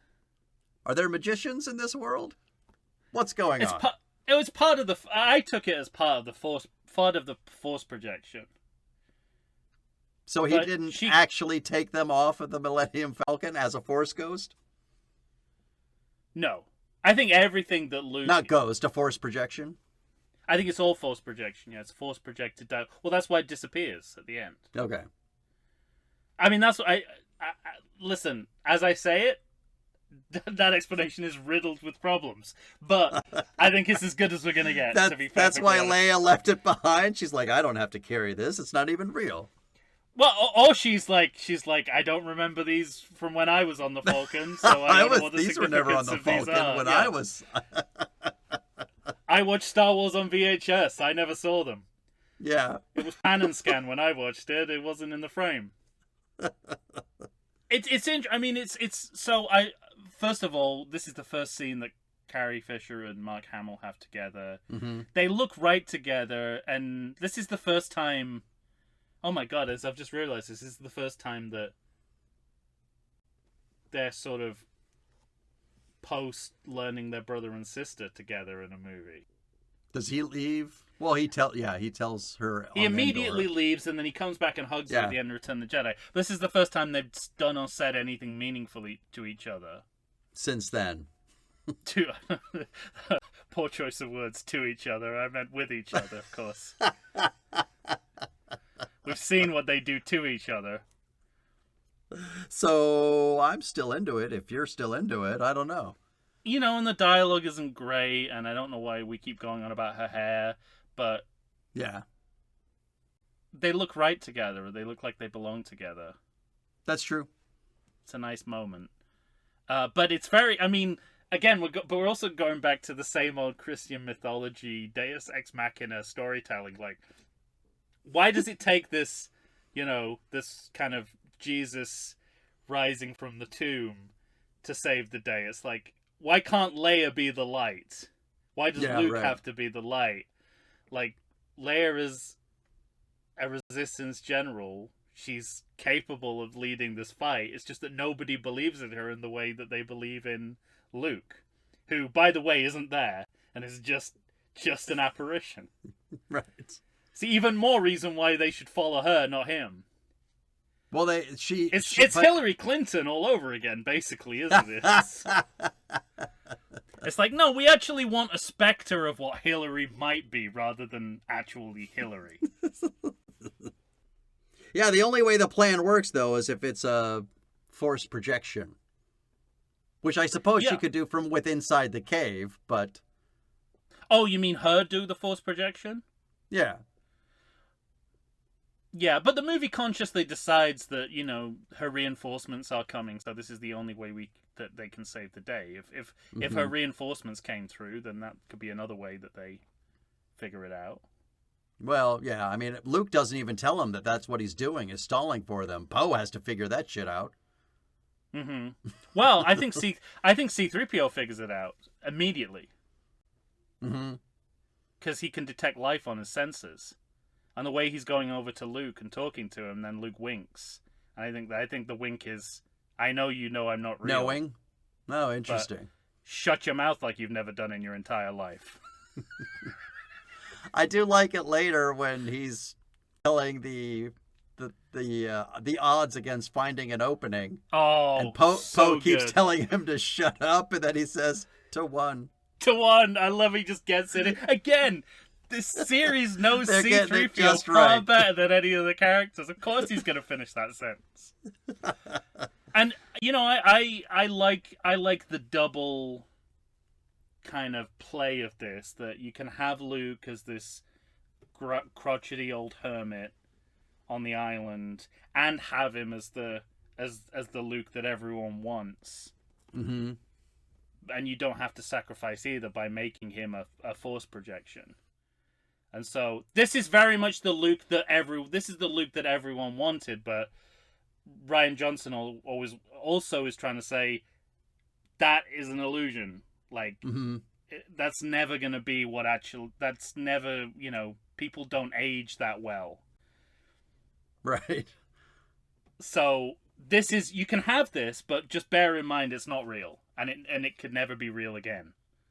Yeah, it's funny because I think this little mini battle I've really started gravitating towards. Yeah.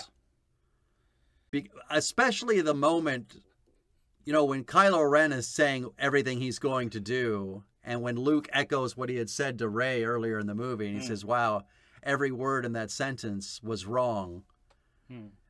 And when he starts saying, this is not the end, and this is a new beginning for the Resistance, like, all of that works on a level. I wish, the only thing, I think maybe even it's when he's talking to Leia, there was a moment in which, no, it's when he's talking to Kylo Ren, because he says he's going to be the end of the Jedi. Yeah. I wish he would have said, there is, or no, I wish he said something to Leia and to Kylo Ren. I think because he says to her, I can't save him. I can't bring him back. But if he had said to her, there is one that can bring him back. If he had, maybe that's too much of a, showing us a hand in the next movie. And remember, they don't know what they're going to do next. That's true, yeah. So, I don't think they would... What am I talking about? Of course they paint themselves into that corner. Never mind, carry on. Yeah, anyway. I think it's funny that, we've talked about it before, but the idea of Kylo Ren saying, I'm going to kill the last Jedi... Luke says, Luke could almost say, there's fucking Jedi everywhere. What are you talking about? Haven't you seen a single fucking series or movie in this universe? A whole Disney Plus series full worth of them across the galaxy. Yeah, the thing I don't like. But I thought they could have. I can't remember exactly what Luke says, but I think he could have drawn a more singular kind of dark, line about saying. Yeah, they show Rey right afterwards, like moving the rocks, which is a good visual. Yeah. Well, he's quoting himself from earlier. He's quoting Han Solo. Yeah. And part of that is, I think, that this is not. Remember, you got to remember that this is part of the giveaway that this is not really Luke. Yeah, right. This is, Luke 2.0. Well, and there's that moment, too, when he says, because he kind of echoes Ben Kenobi, who says, if you strike me down, I'll become more powerful than you can possibly imagine. He's just like, he's an AI. He's an AI program with Star Wars quotes, basically. Right. But I like kind of the added nature, if you strike me down in anger, I'll always be with you, just like your father.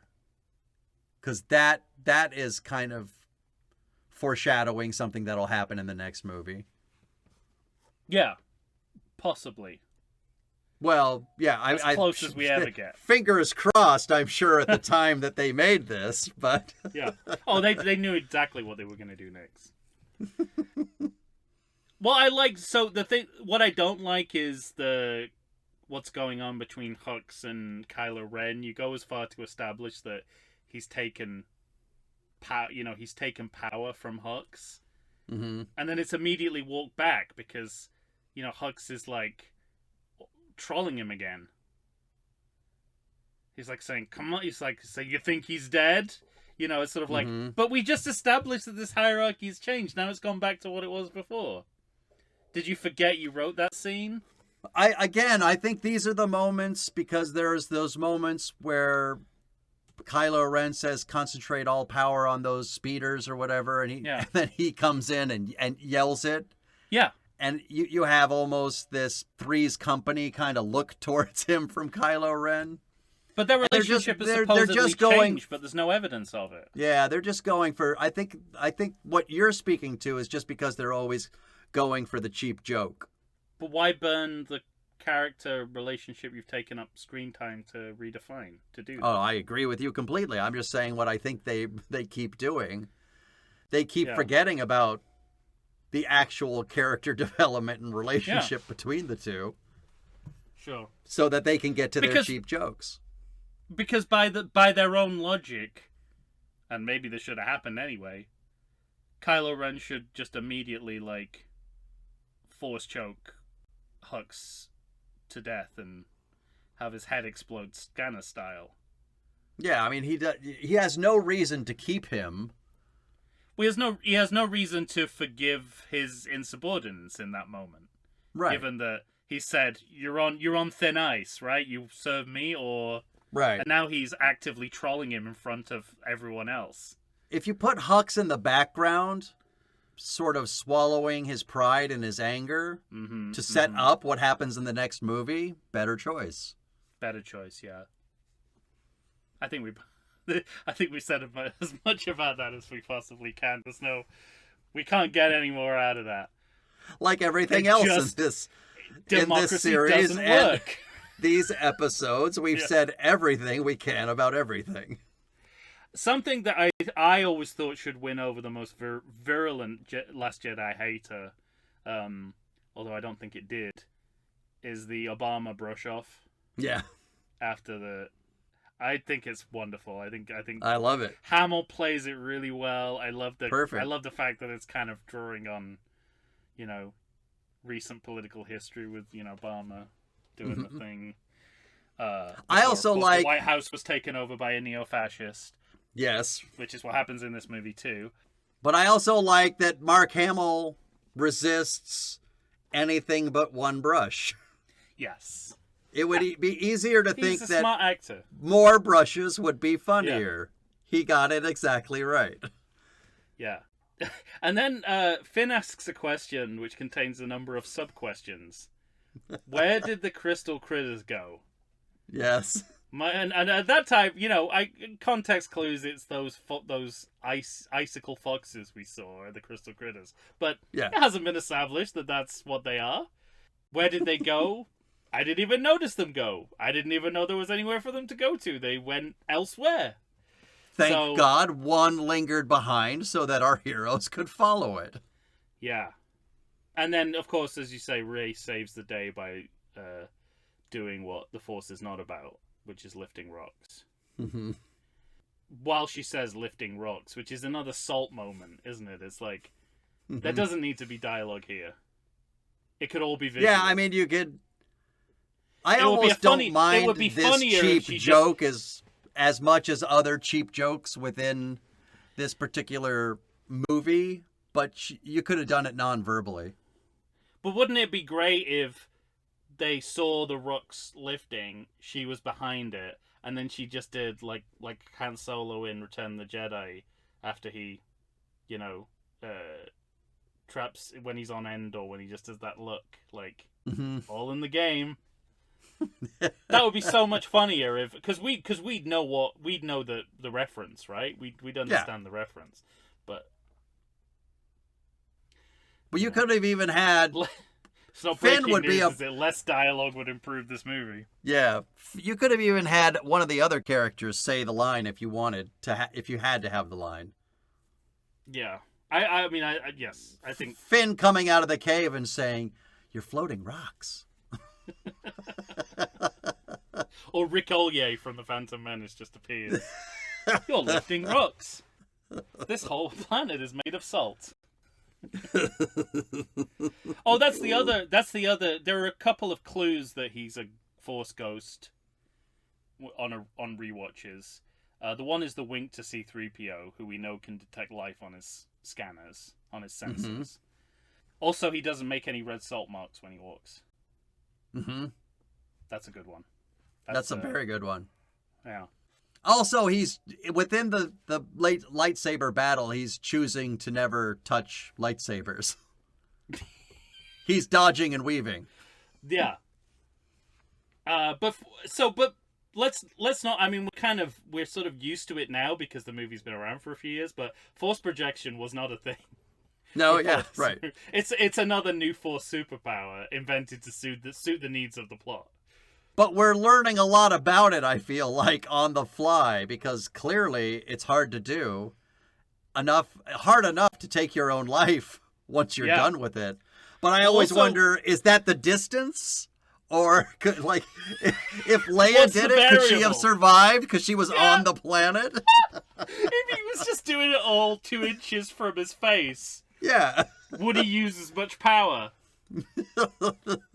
Those are really good questions. I also like the fact that, like, Mark Hamill's way of sort of representing what it takes mentally and physically to do this makes it seem like he's just taking a big shit that isn't coming out. And that's a great choice, because I'm like, I understand. I get this now. I understand this on a visceral level in a way I didn't before. I'm Force constipated. I mean, I think I was as taken as probably most people were and I was totally fooled when they cut away back to Planet Island and he's there. Mm-hmm. I mean, I didn't go as far as applauding as someone in the audience when I went to see it. Didn't think really? It was that great a reveal, but that cut to him and it was just like, oh yeah, of course, because he would never come back. Mm-mm. The idea that he would dry sponge the X-wing and then fly there, getting a haircut on the way and de-aging himself about 20 years doesn't really make sense when you think about it. Like you're suitably fooled, I think, at the end of it. So that's interesting what you said about the audience, though, because I seem to recall my first audience with this movie being more confused or let down by it. I can definitely see it going the other way, because essentially if you suddenly get the Luke you want, it's then taken away from you very quickly. Yeah. But I think because I like both iterations of Luke, mm-hmm. I'm happy for that kind of give and take of the different versions of Luke in this movie. Right. There's a lot of that in this movie, though, that sort of give and take, that here you go, let me walk it back 2 minutes later. Sort of. Well, not as much as there is in the last movie or the next movie. You don't think so? I think we at least sit with whatever happens for a bit longer than we do in. I suppose, but there's the good part of the movie. Ray and Ben are working together. Now she's like, let's save the fleet, and he says, now let's just kill everybody. But I don't think that's a misunderstanding. That one makes more character sense. Neither of them changed their mind. They just didn't consult with each other. Yeah, that one makes more character sense. Yeah, that's brilliant. Because it's like, it reminds me of, like, you think you think you believe the same things as someone else that you're working on something with, and then you have that moment where you realize you're diametrically opposed to There's each other. An awful lot of it within this last portion of the movie, though. Rose saves Finn And then she has that that's all nonsense. that terrible line about saving what we love instead of killing what we hate. And then she kisses him and you think she's dead. It looks like a death moment. And then next thing you know, he's carrying her back into the cave. When they get into the cave, they say there's absolutely no exits. And then the next 5 minutes later, 3PO saying, maybe there's an unmapped exit. So there seems to be a lot of... He's turned into Google Maps. Yeah. There seems to be a lot of let's write ourselves out of this place we painted ourselves into. I can't argue with any of that. I think when they make those leaps, they do it for a reason. Mm-hmm. Doesn't always pay off, but it feels less random scattershot than in the other two movies, I think. I would say. What do you think about the twin sons? Yeah, I like it. It's an awful coincidence that yeah, but the first Jedi temple is on a planet that shares exactly the same solar rotation system as Tatooine. I like planet cyclical moments like in that. the Outer Rim. That doesn't bother me. It's just, again, it's like, why? I don't know, could he just force project himself to Tatooine before he dies or something? Like, well, I guess he eventually does, doesn't he? He just stays there. He just can't. He would just be like, he'd leave and then he'd go back to the homestead one more time and he's like, oh, I don't want to spend the rest of my life as a Force Ghost here. I'm going back to Planet Island. Yeah, I guess what I like about it is the idea of, we started off seeing him so young. He's just given his life that he didn't even, he wanted to just die peacefully by himself, but he luked it up. He did. He luked it up and decided to save some more people and help out. He looped it up? Yeah, he decided to be the hero he once was. Okay. And he looks like an old man now, and you have that idea of it was a life lived, and he has that moment to reflect himself on a full life, and so I'm okay with it. Oh yeah, I'm okay with it. But and the fact that all this happens in his mind, I think is great. He just has a very powerful mind, so he can trick other people into thinking it's real. But essentially, it's all a dying man's fantasy. Sure. It's like what some people think the movie Point Blank is. Yeah. People who have got that movie right. All right, take it easy. So yeah, the twins. Also, I was going to ask you a leading question. Do you think it would have been better if? It's certainly funnier if they didn't know where Luke was, but no one looked on Tatooine, and he's back at the homestead. And everyone was just like, has anyone checked Tatooine? No. But it's like, why would he go back there? It's like, well, everyone else in his because family, it's the center of the fucking universe. Yeah. That's why. Three generations of Skywalker have been there. And then Poe and Rey meet for the first time. Yeah, that is odd to me. I wonder in which draft of the screenplay they finally realized that they'd never had the two characters meet in these movies yet. I wonder what, and I wonder, weird. I wonder how long they tried to hide it from the powers that be that they made that mistake. It occurs to me. It's like he's gonna figure it out. Yeah, and then at some point, somebody like J.J. Abrams. Somebody in charge becomes Joe Morton from Speed. He's like, you're fired. You're all fucking fired. Yeah. I mean, imagine that you're like basically at the end of the second movie of a trilogy and two of your leads haven't met yet. That's ridiculous. I mean, these are page one problems.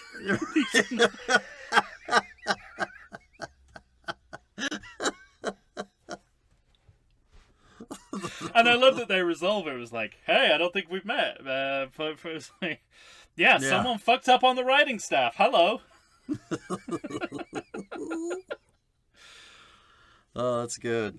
Yeah, and then, Yeah, we get a shot of mini the mind books. hump. You love these mind humps. I do. I actually think it's even handled well. I like the way he shoots that, where she closes the door on him. Yeah. It's very Wuthering Heights. Space Wuthering Heights. Yeah.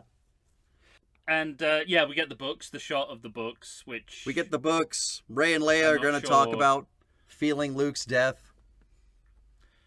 I wonder whether that was added into the cut late. That shot of the, because no one's in it really, right? No one's. it's not No, yeah, connected they to just show a anything. drawer open. I wonder whether it was a reshoot with JJ already planning his kind of Mm-hmm. his. So-called arc. So, trying to think of any other word but arc, really, to describe what his screenplay was. Yeah. And again, we get the one shot. Frustratingly, again, not the final shot of the movie. They And have the then we- perfect ending shot and decide to go back to Monte Carlo for Broom Boy. And even the dialogue speaks to it being the last shot of the movie to say we have all we need here. Mhm. Yeah, exactly. I mean, that is literally should be followed by da da da da da da da da. That's the end part of that sentence. We have everything we need here. Da da da da da da da da. And somehow we're gonna end the movie again on an unresolved epilogue. We're gonna end on another cliffhanger, which doesn't even pay off this time. We never go Right. back to this. No, we Broom never Boy see it is again. Broom Boy is cancelled. Mm-hmm. Yeah, It reminds and again, me it's, of, it's trying to it make reminds- Counterbite happen. I think. It reminds me of what's his name? Adam McKay. What was that Cheney movie he made? Oh,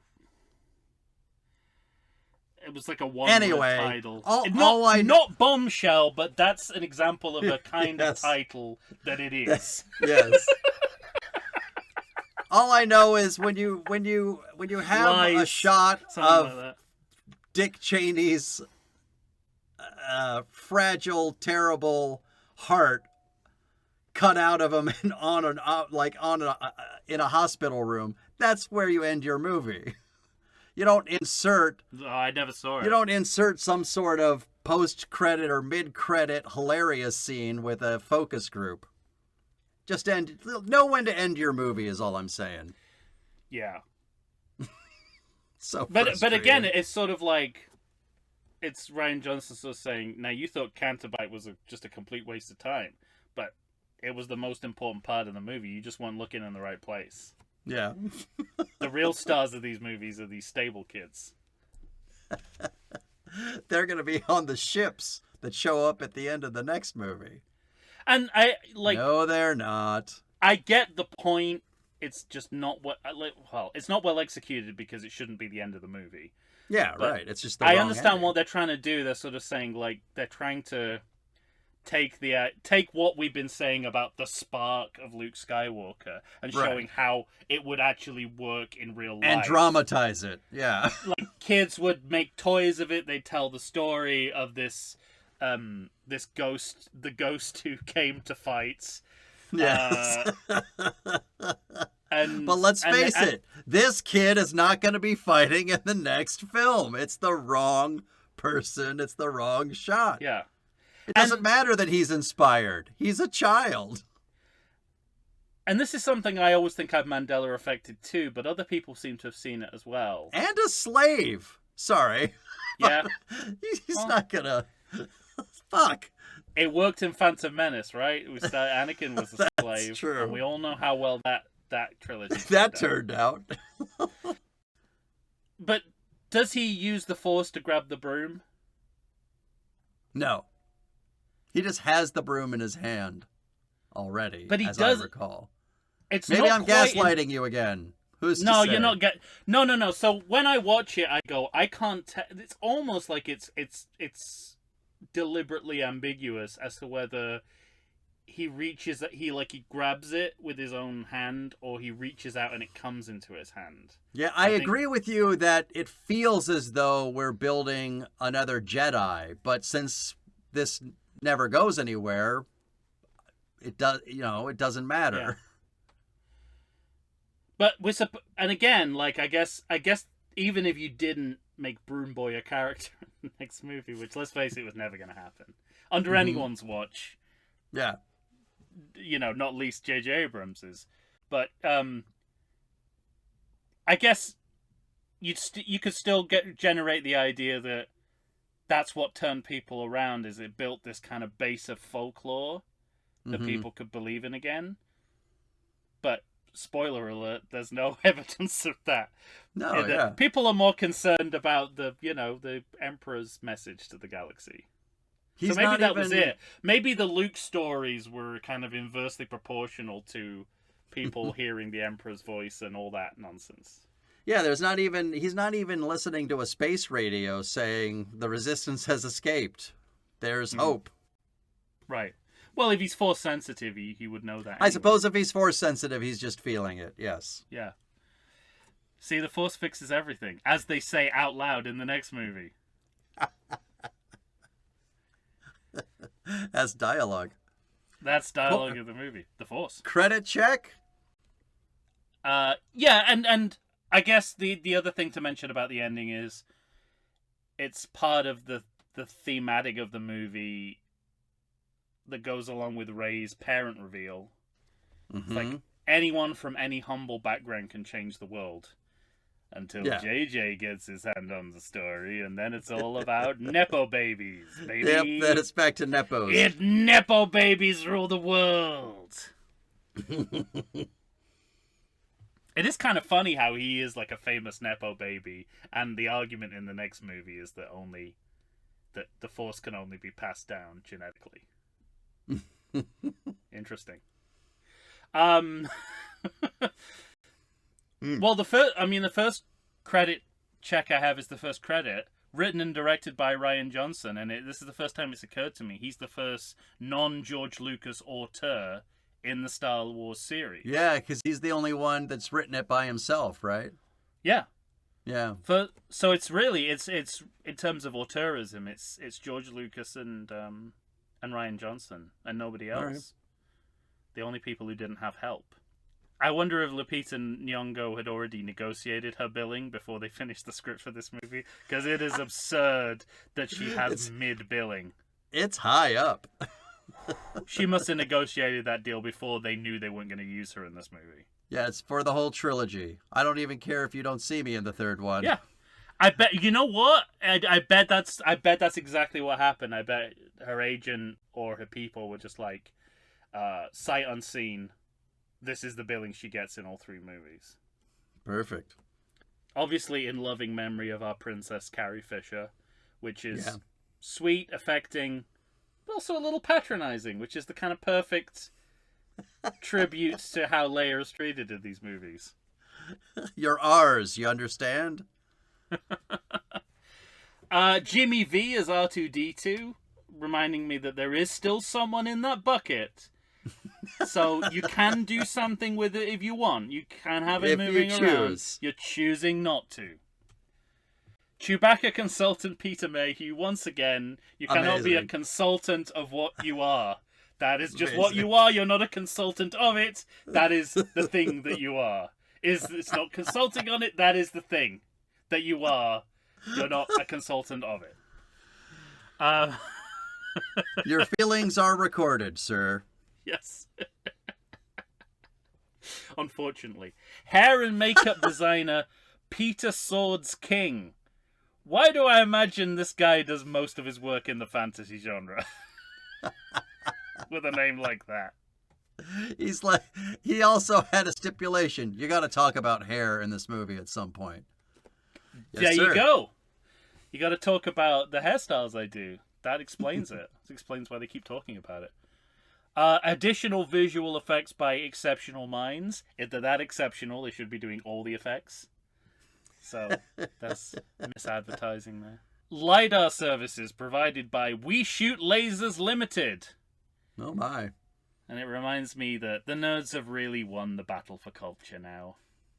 We're living in their world now. Documentary filmmaker Anthony Wonky. Ooh. So, I guess this is the guy who makes the behind-the-scenes documentary, and was then told to bury that documentary where no one can see it, so he didn't know what a debacle the making of this film was. But also, he's a documentary filmmaker, and his last name is Wonky. That seems like a description of how you make a documentary. You don't want to be part of a visual medium and have your last name be Wonky. It's too easy to make fun of you when you fail. Extras casting, 2 different small people agencies. We've got of course, Willow Management, which is Warwick Davis's Ron Howard. Okay.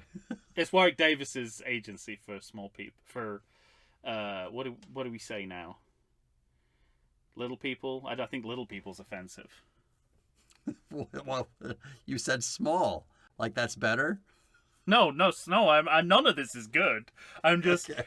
I'm just wondering if you had a term that was less offensive than little. Oh, or I'm small. not walking down your minefield. Thank you very much. You're not. You're like, he's baiting me. He's baiting me. Drag him down to my level. You're and on say your something own. even more offensive than small or little. And the other agencies, while we're talking about offensiveness, Oh So Small is the name of the other. Also small? Wow. No, All right. Oh So Small, like oh so Oh, okay. small. Oh so small. I thought it was like, we're great actors, also we're small. So what's the balance of power here? Like, how does this project accommodate 2 different little people agencies? Well, they needed a lot of little people. Yeah, I get it, but like, what is it, 50-50 split, or is it because Warwick Davis? I think it's mostly Warwick Davis's agency. I can't imagine. I think Oh So Small was an afterthought. We just need a couple bonus people They here. don't need to be. Yeah, they don't need to be Warwick Davis approved. Little people. Warwick thought he was done. He said, I got my people elsewhere. I tell you what, call Oh So Small. Oh So Small. Believe me, they'll be available.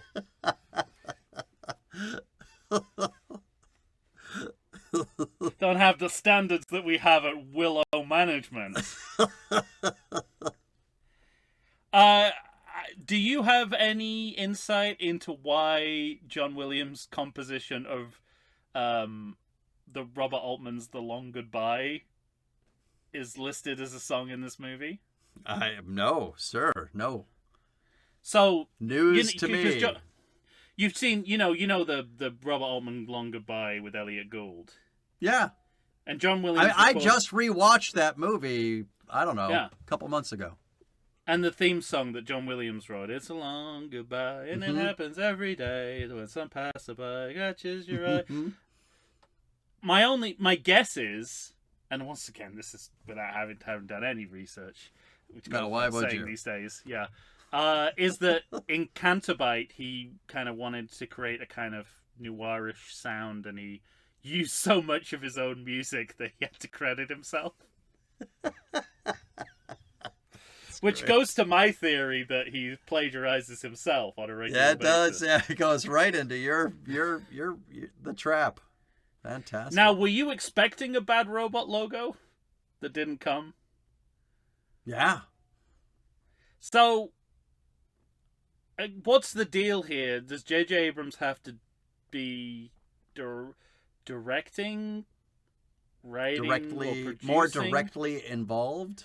Because he's listed as executive producer, which, as we know, can mean anything. Yeah. But was he I mean, it's interesting because was he really like completely hands off on this movie? Mm-hmm. I mean, it looks like it. There's no evidence of his influence on any part of this movie. Yeah, there's no grubby fingerprints. Yeah, but I just assumed that it was he was in a showrunner capacity. That I would have thought so too, but that he let Rian Johnson direct it in the same way George Lucas let Richard Marquand direct Return of the Jedi. Right. and then stood Get over out of his my way. shoulder. Let me tell you, show you how it's done. I recently saw the only other Richard Marquand movie I've ever seen, which is Eye of the Needle. Have you ever seen that? With Donald Sutherland? Oh no, I know the film, but I haven't seen it. Excellent. Really Doesn't he make? superb. Does he make the Harrison Ford Mosquito Coast? Ooh, good question. I don't think so. If only there was a way of finding that He's out. directed something. Oh, he's directed lots, mostly TV. Eye of the Needle is the most famous film I think he's done. I love that we're talking about the director of Return of the Jedi. Jagged Edge. Oh, Jagged Edge. That's what I'm that's a thinking good of. movie, Jagged too. Edge. Yeah. I like absolutely. that movie quite a lot. That's it. That's the end of my credit check. All right then, sir. Any last thoughts before we No. move on? I think 4 hours of thoughts was enough, was it not? I agree with you completely. Do you have any... You said at the beginning of the show you were closer to calling this a bad movie. Are you re-ranking or... No, Okay. because I'm sure I would think the same about the next movie too. Yeah. I was going to say I wouldn't pick on this movie. Yeah. Like I said, this movie has plenty of problems, but I think I respect the big swings, even the ones that I don't gravitate to as much as you do or somebody else might. Oh. But I respect them. Yeah. And me too. there's an auteurism within this movie that I don't see in the other movies, and so that I respect too. And these three movies, if they're good movies, I mean, it's so barely good. Yeah. Oh, I got that much. And we've talked about it before. They mask their shit a little bit better than I think the prequels do. That's just me. No, that's not just you. That's most of culture feels that way. I acknowledge that. I'm not going to pretend that I'm in the majority All right. on that one. Yeah, I think there's an effort here to make a real motion picture.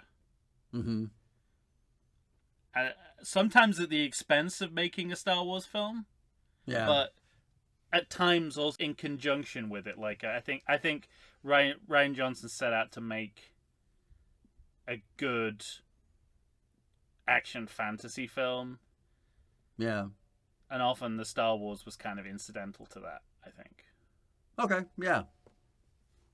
Which is why I ultimately call it a bad movie, because it sort of it counteracts itself.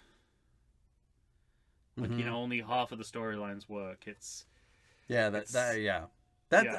movie's it's a biggest downfall better is that movie it's than got it is a Star Wars film. All those kind of huge things, plot yeah. lines that simply don't work on any level. But like I said, if you let that whitewash kind of just fall over you and pay attention to some other stuff, you'll find things worth your time within it. So yeah, and on a level of, I don't know, there's a couple of really spectacular moments in the movie that are better than anything else in this trilogy. Yeah. It's just not sustained throughout the course of the movie. Agreed. All right. Well, now it's time to find out what you all think. So you're going to have to let us know, pro or con on the Ryan Johnson, the middle movie in this latter trilogy. The middle two movies of this trilogy. Yeah.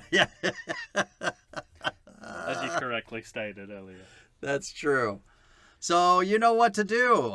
Find us on Facebook. Find us on Instagram. Go ahead and do whatever you do on Threads. Everyone's really nice on Threads, which makes a nice break from X. Oh, nice. It's just follows and, I was gonna say retweet, but it's not called that on Threads. Well, then keep up whatever you're doing on Threads, or send us an email to everythingsequel@gmail.com. All right. When you hear us next time, we'll finally be talking about the last film in this trilogy, The Rise of Skywalker. For Tom Stewart of Lonesome Whistle Productions, Michael Shantz here of the How Dare You Awards. Say goodbye to everybody, Tom. Take that ridiculous thing off. Rest in pieces.